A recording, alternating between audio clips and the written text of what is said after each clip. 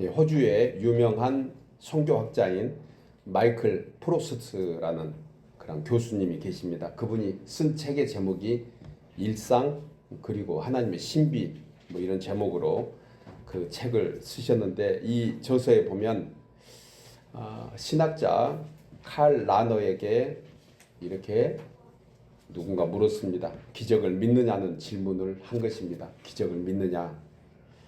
그러자 칼 라너 그 신학자 교수가 이렇게 대답합니다. 나는 기적을 믿지 않습니다. 다만 기적에 의존해서 하루하루를 살아갈 뿐입니다. 결국 기적을 일상에서 믿는다는 그런 고백이 된 것입니다.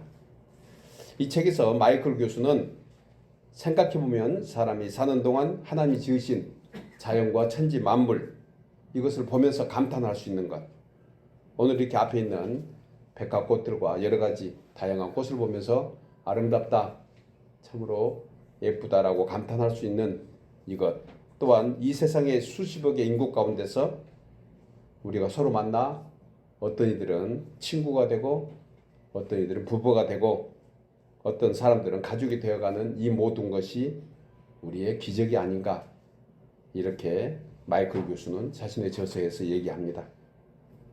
여러분, 우리 각자가 다른 모습으로 온 인류의 단 한 사람으로 태어난 것도 기적이고 지금까지 살아온 날도 기적이었습니다. 그리고 앞으로 살아갈 날 또한 기적으로 인도하실 줄 우리가 믿는 것입니다. 무엇보다 눈으로 볼 수 없는 하나님을 믿을 수 있는 이것이야말로 기적이 아니겠습니까? 그래서 죄인된 우리가 예수님을 알고 믿고 구원받아 하나님의 자녀로 살아가고 있는, 그래서 이 땅에서 사는 것으로 끝나는 것이 아니고 저 천국 소망으로 살아가고 있다는 이것이 기적 중에 기적인 줄 믿습니다. 다윗은 이 같은 기적에 대해서 시편 40편 5절에서 여호와 나의 하나님이여 주께서 행하신 기적이 많고 우리를 향하신 주의 생각도 많아 누구도 주와 견줄 수가 없나이다, 이렇게 고백하면서 내가 널리 알려 말하고자 하나 그 기적이 너무 많아서 그 수를 셀 수가 없나이다, 이런 고백을 다윗은 하고 있습니다. 여러분, 이 고백이 우리의 고백이기를 주 이름으로 축복합니다. 우리에게 셀 수 없는 기적으로 인도하신 그 하나님 앞에 우리가 오늘 또 예배하고 있는 것입니다. 또한 다윗은 시편 86편 10절에서 무릇 주는 위대하사 귀한 일들을 행하시오니 주만이 하나님이시라고 고백합니다. 이렇게 만한 다윗이 하나님을 가장 위대하다고 찬양한 그 귀한 일이 무엇인가? 그 가장 위대하고 주만이 하실 수 있는 그 기적 같은 귀한 일이 무엇일까? 이것에 대해서 다윗은 이렇게 말합니다. 우리의 모든 죄를 대속하기 위하여 죽으시고 그리고 성경대로 사흘 만에 부활하신 예수 그리스도의 그 부활의 역사가 바로 기적이라고 사도 바울은 강조해서 말씀합니다. 여러분,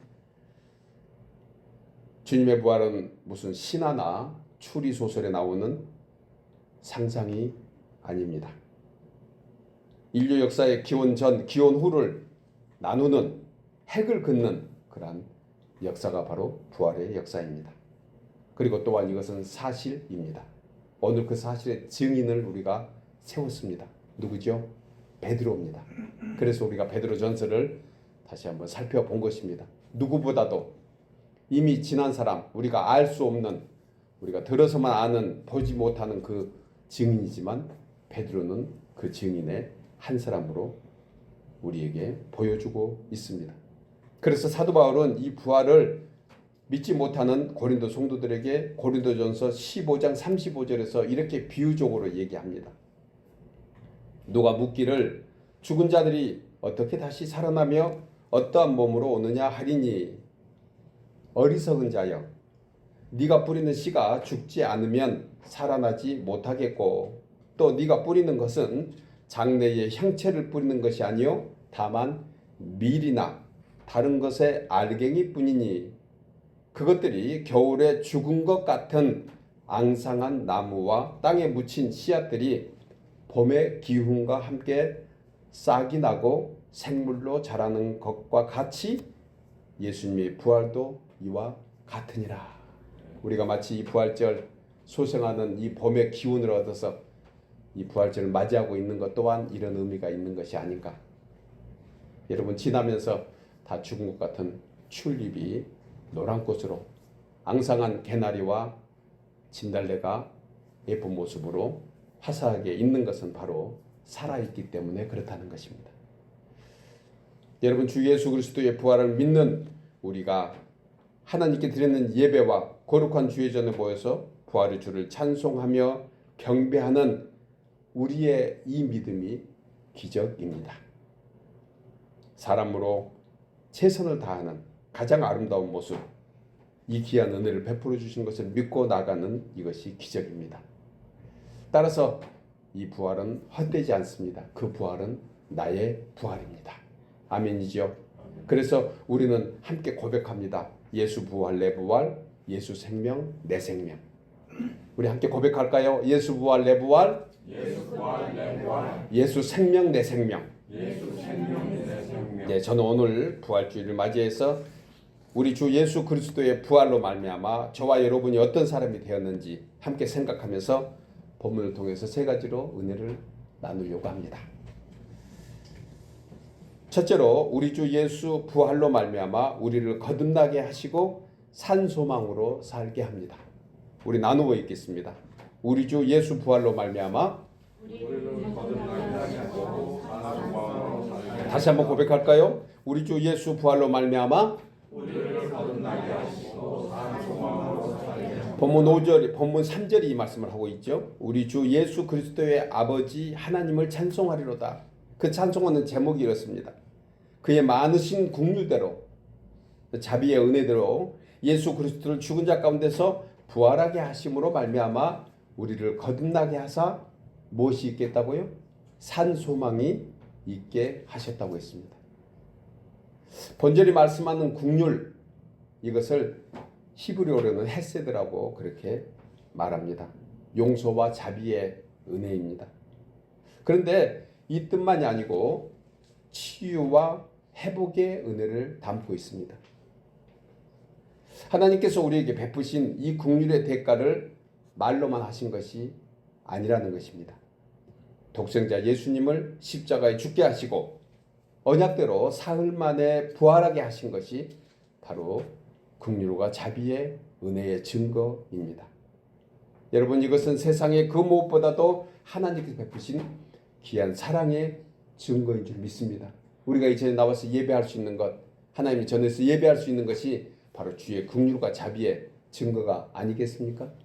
우리 제대로 벌하시고 우리의 허물대로 하나님이 판단하신다고 하면 이 자리에 있을 사람이 누가 있겠습니까? 다 지난 일 부활의 주님 안에서 해결해 주시고 그리고 그 사랑으로 우리 주님을 부활시켜 주신 그 귀한 사랑이 오늘 우리에게는 풍성하게 있는 것입니다. 여러분, 이 가치를 알고 믿으십니까? 전심으로 우리가 믿는 자가 됐다고 하면 거듭난 인생이 된 것입니다. 부활의 산 소망으로 살게 하신 것은 바로 이것을 믿기 때문에 그렇다는 것입니다.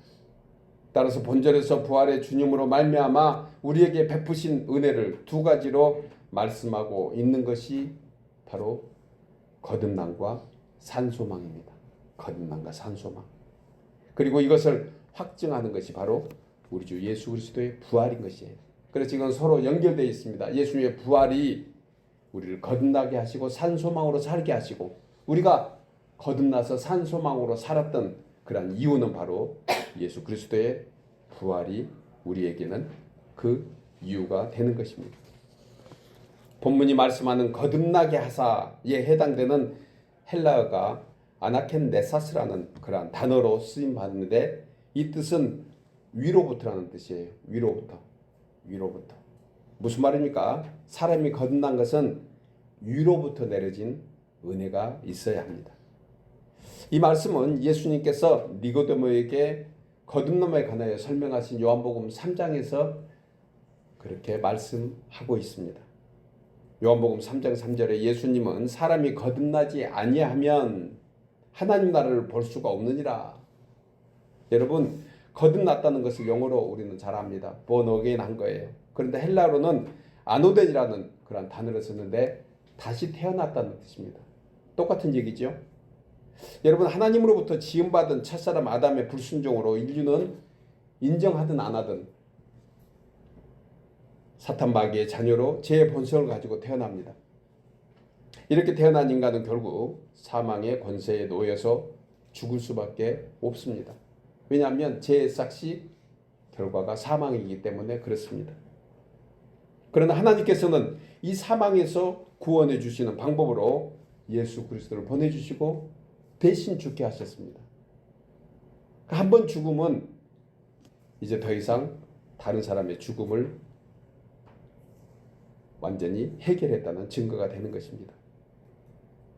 주님이 그리고 부활하심으로 땅의 모든 권세와 하늘의 권세를 우리에게 덧입혀 주시고 주를 영접하는 자는 거듭나는 은혜를 바로 성령을 통해서 주신 것입니다. 청교도 복음주의 신학자인 엘렌 앤 스팁스는 성도는 거듭남을 통해서 그리스도께서 죽은 자 가운데서 부활하여 소유한 생명과 같은 영원한 생명에 참여하게 한다고 했습니다. 요한복음 3장 5절에서 예수님은 니고데모에게 이 내용을 이렇게 말씀합니다. 사람이 물과 성령으로 나지 아니하면 하나님의 나라를 들어갈 수 없느니라.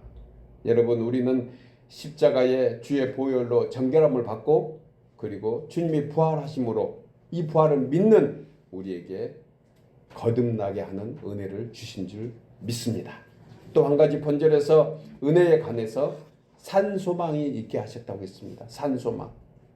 그러니까 반대로 세상에는 죽은 소망을 가지고 사는 사람도 있다는 얘기가 아니겠습니까?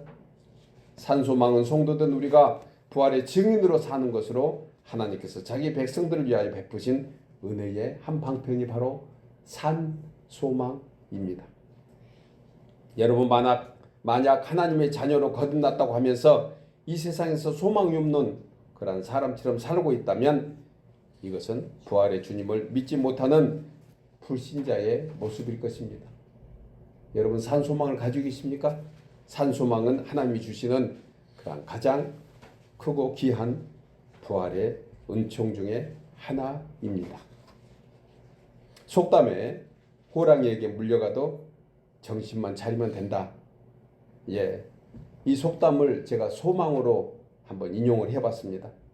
세상에 어떤 환난과 고난이 닥쳐와도 산소망만 있으면 부활하신 주님의 권능을 받아서 모든 일을 능히 이겨낼 줄 믿습니다.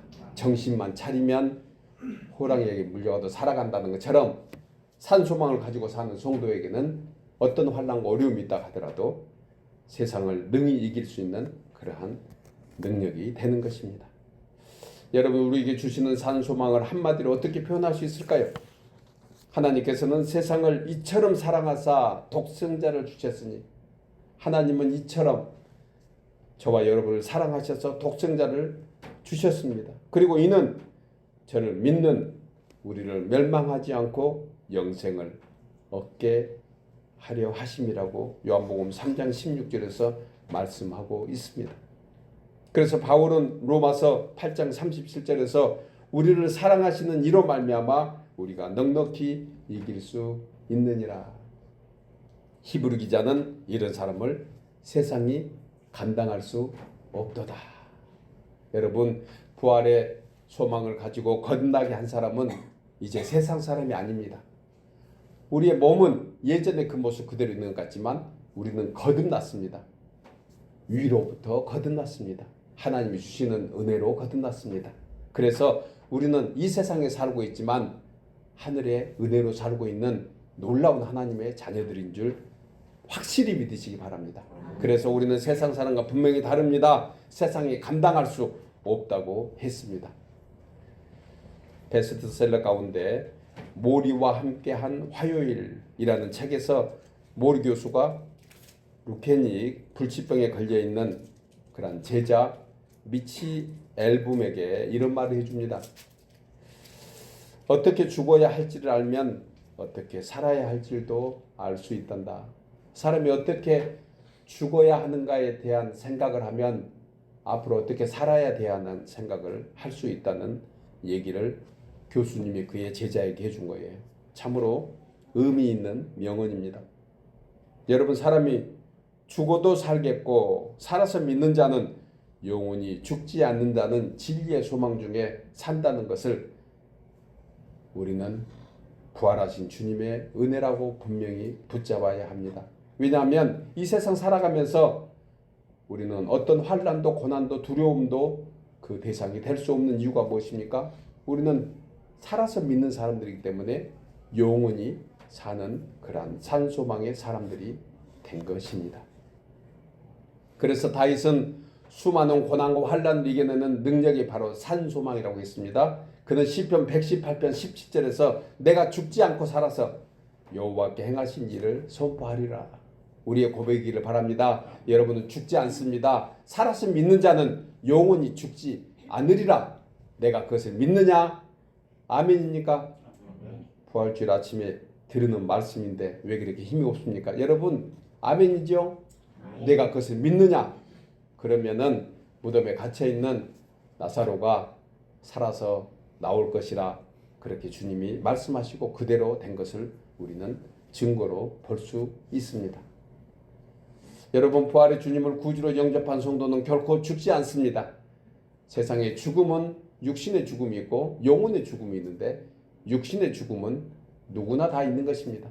그러나 영적으로 죽지 않는 그것이 우리는 결코 죽지 않는다고 다윗도 베드로도 그리고 사도 바울도 우리에게 말씀해 주고 있는 것입니다. 아니, 예수님께서 직접 말씀하고 계신 것을 우리는 알고 있습니다. 죽고 사는 문제가 우리에게 달려있는 것이 아닌 것입니다. 이미 십자가에서 주님과 함께 죽었고 이제 부활의 주님과 함께 다시 우리는 살고 있습니다. 그래서 우리는 절망 중에도 죽겠다 하는 사람들이 아닙니다. 죽겠다 하지 말고 죽게 있다. 예, 아직 못 알아들으셨군요. 여러분, 힘들고 어려울 때 아이고 죽겠네, 죽겠다 하지 말고 어떻게 하자고요? 죽게 있다. 죽게 있다. 부활의 주님을 믿는 우리는 죽겠다가 없습니다. 우리는 죽지 않기 때문에 그렇습니다. 우리의 모든 문제는 주님께 있다, 죽게 있다 고백하는 우리 모두 되기를 바랍니다. 사랑하는 여러분, 부활하신 주님은 우리를 거듭나게 하시고 사망의 절망에서 영원한 생명의 소망으로 회복시켜 주신 줄 믿고 세상의 어떤 절망이 우리를 위협한다 하더라도 그 절망을 소망으로 바꿔주신 부활의 주님을 굳게 다시 한번 붙잡고 산 소망 중에 감사함으로 찬송하며 나가는 우리 모두 되기를 소원하며 축복합니다.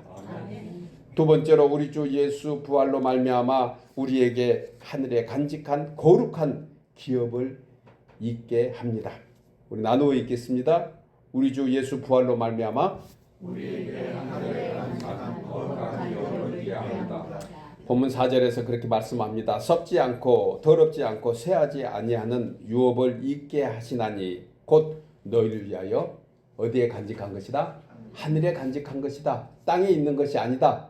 하늘에 있는 것을 우리에게 주신 것이다. 이렇게 사도 바울은 증거합니다. 본절에서 말하는 기업, 이것이 원문의 뜻으로 보면 거룩하게 구별된 소유물이라는 뜻이에요. 예, 이 기업은. 그러니까 우리는 흔히 얘기하는 기업, 이 기업은 세상이 말하는 기업이 아닙니다. 히브리서 9장 15절에서 부르심을 입은 자로 하여금 영원한 기업의 약속을 얻게 하려 하심이라. 여러분, 성경이 말씀하는 기업은 세상에서 말하는 비즈니스 기업이 아닙니다. 성경은 기업에 관하여 가장 잘 설명해 주고 있는 말씀이 바로 시편 16편 6절인데요. 내가 줄로 재어준 구역은 참으로 아름다운 곳에 있으며 나의 기업이 실로 아름답도다. 이렇게 말하면서 8절에서 내가 여호와를 항상 내 앞에 모시며 그가 나의 오른편에 계심으로 내가 흔들리지 아니하리로다. 그리고 9절에서 이러므로 나의 마음이 기쁘고 나의 영도 즐거워하며 내 육체도 안전하게 살 것이라고 고백합니다. 따라서 성도가 하늘의 유업을 받는 상속자로 이 세상에서 사는 모습은 다윗이 이렇게 고백합니다. 여호와를 항상 내 앞에 모시며 마음이 기쁘고 영혼도 즐겁고 육체도 안전하다. 예, 우리 안수 집사님 기도할 때 이와 비슷한 기도를 했습니다. 여호와를 항상 내 앞에 모심으로. 이 말씀을 사도 요한은 요한일서 1장 2절에서 사랑하는 자여 너의 영혼이 잘된같이 내가 범사에 잘되고 강건하기를 내가 간구하노라. 여러분, 이것이 하늘아버지의 기업을 이어받는 성도의 축복입니다. 그러니까 세상 사람과 우리와의 차이가 무엇이냐면 순서가 바뀌어 있는 거예요. 세상 사람들은 이 땅에서 잘 먹고 잘 살고 육신이 건강하고 이것이 되고 나서 그 다음에 범사와 그 다음에 영혼에 대한 관심을 가지고 있는데 우리는 다릅니다. 영혼이 잘 돼야지. 이것이 하늘아버지께서 우리에게 주시는 가장 놀라운 하늘의 기업인 것입니다. 한마디로 인생들에게 영원한 기업, 천국의 유산은 다름 아닌 하나님 아버지를 마음에 모시고 사는 거예요. 저와 여러분이 그렇게 살고 있는 줄 믿습니다. 여러분, 하늘 아버지를 마음에 모시고 산다는 거, 이걸 얼마나 대단한 것입니까? 이것이 가장 우리에게 복되고 아름다운 그러한 하나님의 축복이 아닙니까? 하나님과 함께 사는 인생, 이것이 바로 복된 인생입니다. 영원한 기업을 유산으로 받은 사람은 하늘 아버지를 마음에 모시고 있는 거예요. 여러분들의 기업체에, 여러분들의 일터에 하늘 아버지가 계시면 만사 형통입니다. 그런데 모든 것을 소유하였다 하더라도 하나님께서 계시지 않으면 그것은 다 일시적으로 허망하고 아무것도 아닌 것을 우리는 너무 잘 압니다. 여러분, 어린 시절 놀이 중에 혹시 땅 따먹기 기억하십니까? 예, 땅 따먹기. 우리 안수 집사님이 웃은 거 보니까 우리 나머지 분들은 다 알 것 같아. 땅 따먹기. 돌을 던져서 정해진 룰에 따라서 땅을 넓혀가면서 자기 소유로 만드는 것입니다. 기억나시죠? 예, 안 해본 것처럼 해도 다 표정 보면 압니다. 그런데 재밌는 것은요, 재밌는 것이 있습니다. 그날 게임을 잘해서 아무리 넓은 땅을 가졌다 하더라도 저녁 때가 돼서 엄마가 부릅니다. 얘야, 밥 먹어라. 그러면은 그 땅 가지고 가나요?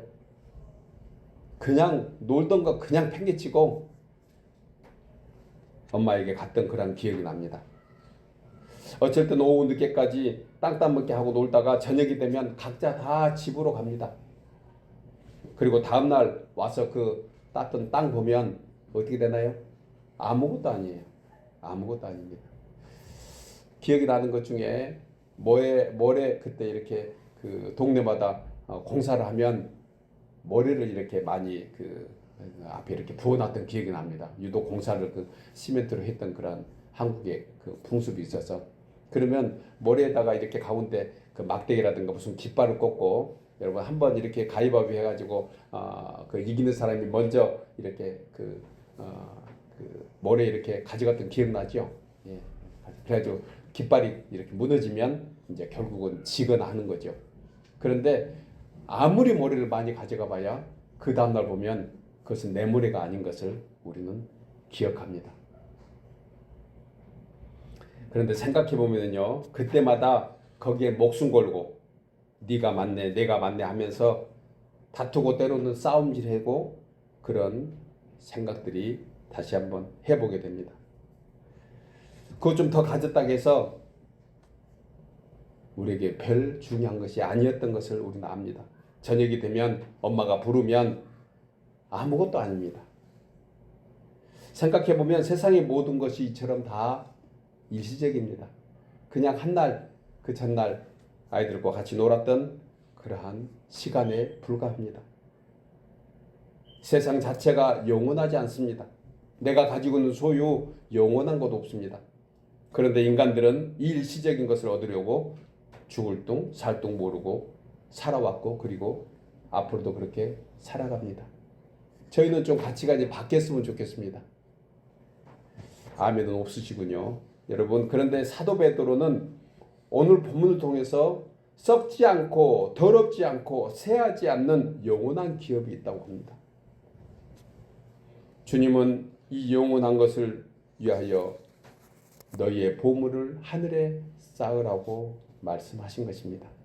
땅에 쌓아두면 거기에 조미 먹고 벌레가 생겨서 결국 술모가 없게 된다는 것입니다. 어릴 때 땅 따먹기 했던 그러한 것과 너무너무 똑같습니다. 사도 바울은 믿는 성도된 우리에게 이 세상의 삶은 여행자와 같고 나그네요 우리는 하늘에 속한 시민권이라고 말씀하면서 거기에는 금은 보화로 가득한 곳이고 영원한 곳이라고 했습니다. 우리에게 이만한 기업이 어디 있습니까? 우리는 그것을 이미 상속받아서 증서를 가지고 있습니다. 바로 예수님의 부활이 그 증거의 도장입니다. 그리고 언젠가 때가 되면 아니 우리에게 조금씩 맛보게도 이 세상에 하지만 그 완벽한 상속의 그러한 보화들을 하나님의 때가 되면 우리에게 보여주시고 우리에게 주실 줄 믿습니다. 여러분 사람이 이 사실을 알고 깨닫는 것 그 자체만도 믿음의 사람이요 유대한 사람이요 지혜로운 사람이요 복된 인생인 줄 믿습니다. 우리 다시 한번 그거 알고 살아가면 됩니다. 우리는 하나님의 상속을 받은 자로 정해져 있고 그리고 우리에게 그 상속자로 임명해 주신 것입니다.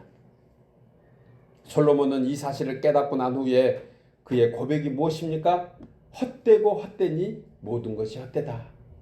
이 땅의 기업, 이 땅의 것들은 다 헛되다. 그러면서 자면 30장 7절 이하에서 내가 두 가지 일을 주께 구하여 싸우니 내가 죽기 전에 내게 거절하지 마옵소서. 이렇게 하면서 곧 헛된 것과 거짓말을 내게서 멀리 하옵시며 나를 가난하게도 마옵시고 부하게도 마옵시고 오직 필요한 양식으로 나를 먹이소서. 혹 내가 배불러 하나님을 모른다 여호와가 누구냐 할까 하오며 혹 내가 가난하여 도둑질하고 내 하나님의 이름을 욕되게 할까 두려워함이니이다.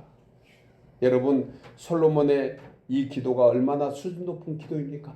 가난하게도 마옵시고 부하게도 마옵소서.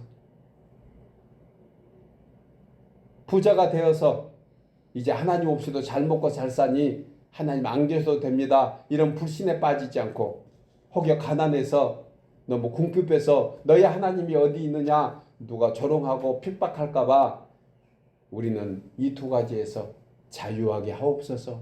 우리의 고백이기를 바랍니다. 여러분들은 어떤 기도할 것입니까? 더 이상 부하지 않아도 됩니다. 우리의 기도이기를 진심으로 바랍니다. 저도 잘 안 됩니다. 그런데 해야 됩니다. 여러분 우리는 가장 합당하게 하나님께서 우리에게 지금 것을 주셨습니다. 아멘이지요? 건강도 우리의 모든 조건도 가장 좋은 거예요. 그래서 오늘이 최고입니다. 지금이 최고입니다. 지금이 진짜 금이에요. 다음 금은 없습니다. 못 알아들으셨군요. 지금이 진짜 금이에요. 예, 지금 좋아해야 됩니다. 현재가 최고입니다. 그러니 지금 주님이 주신 은혜가 합당한 줄 알고 우리는 하나님께 이와 같은 기도하면 좋겠습니다. 주님, 지금으로 만족합니다. 그렇다고요. 그렇게 한다고 해서 주님이 그래 그러면 너는 만족하니 그렇게 살아라라고 하실 하나님은 아닌 줄 제가 믿습니다. 더 달라고 해서 하나님이 그래 달라고 하니까 줄게 하는 하나님 역시 아니십니다. 하나님은 감사하면서 만족하는 자에게 가장 좋은 것을 베풀어 주십니다. 그것이 바로 하늘 아버지께서 우리에게 기업을 주시는 그러한 방법 중에 하나입니다. 사랑하는 여러분, 우리도 이런 기도의 사람이 되기를 소원하면서 부활의 주님으로 말미암아 하나님께서 우리를 위하여 하늘에 간직한 거룩한 기업을 이어가는 우리 믿음의 가문, 우리의 자손들, 우리 몸된 교회의 성도들 모두 되기를 주의 이름으로 축복합니다. 아멘. 마지막 세 번째로 우리 주 예수 부활로 말미암아 우리가 구원에 이르는 날까지 하나님의 능력이 함께합니다. 우리 나누어 읽겠습니다. 우리 주 예수 부활로 말미암아 우리가 구원에 이르는 날까지 하나님의 능력이 함께합니다. 예, 다른 성경은 하나님의 보호하심이 있다고 그렇게 고백합니다. 본문 5절에서 너희는 말세에 나타내기로 예비하신 구원을 얻기 위하여 믿음으로 말미암아 하나님의 능력으로 보호하심을 받았느니라. 여러분, 이 보호하심을 받기 위해서 두 가지가 있어야 합니다. 그것은 바로 하나님의 능력이 있어야 되고 우리의 믿음이 있어야 합니다. 하나님의 능력만 가지고 안 됩니다. 우리의 믿음이 함께 해야 됩니다. 우리의 믿음만 가지고 안 됩니다. 하나님의 능력이 함께 있어야 합니다. 한마디로 은혜와 믿음입니다. 저는 강단에 떠날 때까지 이 외침을 멈추지 않을 것입니다.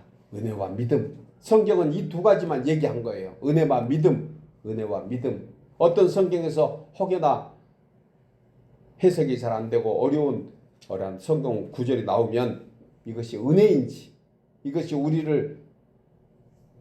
우리에게 원하는 믿음인지, 이 두 가지는 참으로 신비하고 묘한 관계에서 성경은 이 두 가지를 끊임없이 창세기부터 요한계시록까지 말씀하고 있습니다.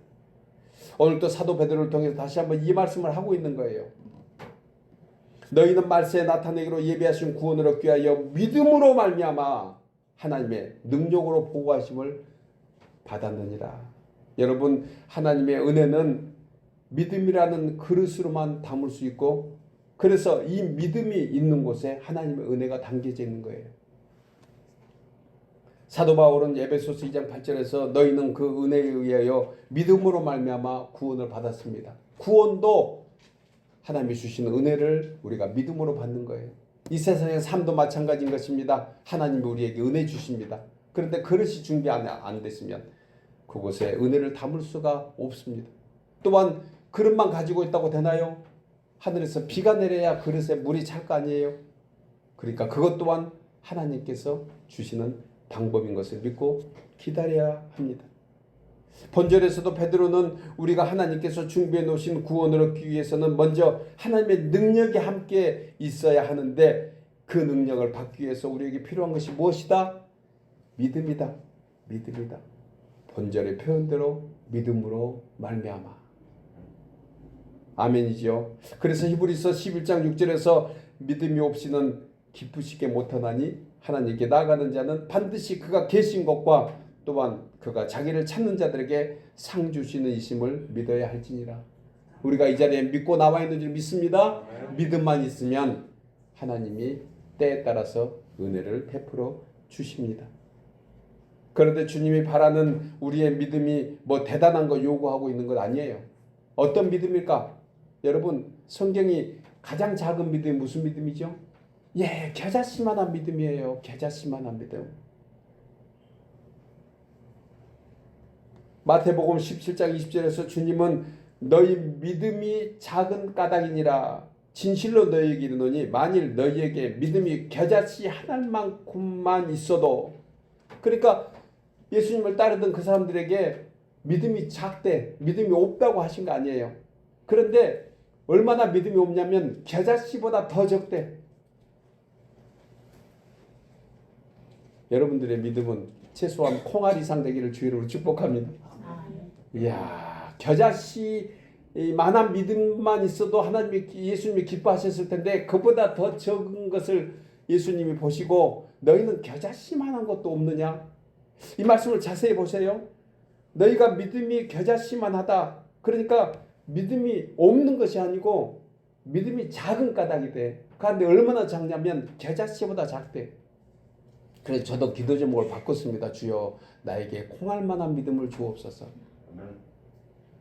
그러니까 실제로 좀 비유가 이상한 거 몰라도요, 여러분, 우리는 콩알보다 훨씬 적은, 좁쌀보다 적은, 깨알보다 적은, 겨자씨보다 적은 믿음 하나만 가지고도 겨우 살고 있는 것이 아닌가 하는 회개를 이 말씀을 준비하면서 해보았습니다. 여러분, 우리는 믿음이 없는 것이 아닙니다. 믿음이 너무 작습니다. 그래서 우리 기도해야 됩니다. 주여 나에게 콩알만한 믿음을 주옵소서. 이보다 더 나가야 되겠지요. 주여 우리에게 저 산 바위만큼 믿음을 주옵소서. 겨자씨 하나만큼만 있어도 이 산을 명하여 여기저기로 옮기라 하면 옮겨질 것이다. 와, 그러니 우리가 지금 명령에서 저 바위야 없어져라 한다고 없어지지 않잖아요. 그러니까 온 인류는 이 문자대로 해석한다고 하면 겨자씨 하늘만큼만한 믿음 가지고 있는 사람조차 없다는 것이에요. 이건 다른 의미입니다. 사실 이 산의 의미는 사실 문제를 두고 얘기하거든요. 그러니까 아무리 태산 같은 문제가 있다 하더라도 겨자씨 하나만한 믿음만 있으면 그 문제야 없어져라! 그러면은 없어지는데 그거 하나 안 하고 있는 거예요. 이것을 비유적으로 얘기한 것입니다. 어떤 사람이 이 말씀 붙잡고 자기가 기도 능력 받았다고 해서 바위한테 명령했다고 하다가 바위야 내 앞에서 없어져라. 그 문자적으로 해석할 일은 아닙니다. 여러분 우리에게 패질한 믿음이 어떤 믿음이라고요? 겨자씨만한 믿음. 그런데 여기는 깊은 의미가 있습니다. 겨자씨만한 믿음이 어떤 의미인가? 겨자씨만한 믿음은 대단한 믿음입니다. 겨자씨만한 믿음이 무슨 믿음이냐면 크고 작고의 의미가 아니고요. 생명력이 있는 살아있는 믿음을 얘기한 거예요. 진짜 믿느냐 그 뜻을 얘기하는 것입니다. 확실한 믿음이 필요한 것입니다. 그 믿음만이 생명이 되는 거예요. 누가복음 13장 19절에서 예수님은 마치 사람이 자기 채소밭에 갖다 심은 겨자씨 하나 같으니 자라서 나무가 되고 공중의 새들이 그 가지에 깃들였느니라. 무슨 얘기입니까? 겨자씨만한 사이즈의 믿음이 아니고요. 생명이 있느냐 없느냐를 얘기하는 것입니다. 아무리 적은 씨앗이라 하더라도 여러분 생명이 있는 씨앗은 그 언젠가 자라난다는 거예요. 그러니까 우리한테 생명이 있는 믿음을 가지고 있느냐? 여러분 왜 예수님이 부활하셨습니까? 생명의 증거잖아요. 그러니까 성도는 이 생명의 증거를 받아서 생명이 있는 믿음으로 살아야 합니다. 아멘. 무슨 일이 있어도 여러분 우리에게 생명이 있는 믿으면 그 믿음이 크고 적고보다는 살아있는가 하는 거예요. 어떤 일을 만났을 때 그 세상이 우리를 힘들게 할 때 어떤 문제에 부딪혔을 때 주님 부르는 것입니다. 주여 도와주세요. 이게 바로 생명 있는 믿음 아닙니까? 주여 영광을 받아 주옵소서. 이게 바로 생명 있는 믿음 아닙니까? 이것으로 말미암아 하나님의 능력으로 보호하심을 받게 한다는 거예요. 여러분 씨는 살아있는 씨인지 죽은 씨인지 심어봐야 합니다. 만약 싹이 나지 않으면 죽은 씨앗이고 심어서 싹이 나면 생명이 있는 씨앗인 것을 우리는 잘 압니다. 믿음은요, 여러분 내 마음에 진정한 평강이 있느냐, 두려움이 없고 산 같은 문제가 그대로 있는데 하나님을 믿는 믿음 때문에 그런 것들이 문제가 되지 않는다. 이것이 바로 살아있는 산 믿음의 증거인 것입니다. 무슨 말입니까? 고난과 환난 가운데서도 저버리지 않는 믿음, 세상을 살아가면서 당하는 여러 가지 시험 때문에 나는 하나님 없이 하나님이 어디 계시냐 이렇게 확 돌아서는 이런 믿음이 아니고 우리 주님이 잘 아십니다. 주님만이 하십니다. 주님은 하실 것입니다. 그래서 우리 다 같이 뭐라고 고백하자고 그랬죠? 주께 있다. 아멘. 다 잊어버려도 돼. 2023년도 부활주일 말씀 이거 하나 붙잡고 나갑시다. 죽겠다 하지 말고 다시 한번 죽겠다 하지 말고 그래서 본문 7절에서 너희 믿음의 확실함은 불로 연단하여도 없어질 금보다 더 귀하여 예수 그리스도께서 나타나실 때에 칭찬과 영광과 존귀를 얻게 하려 하십니다.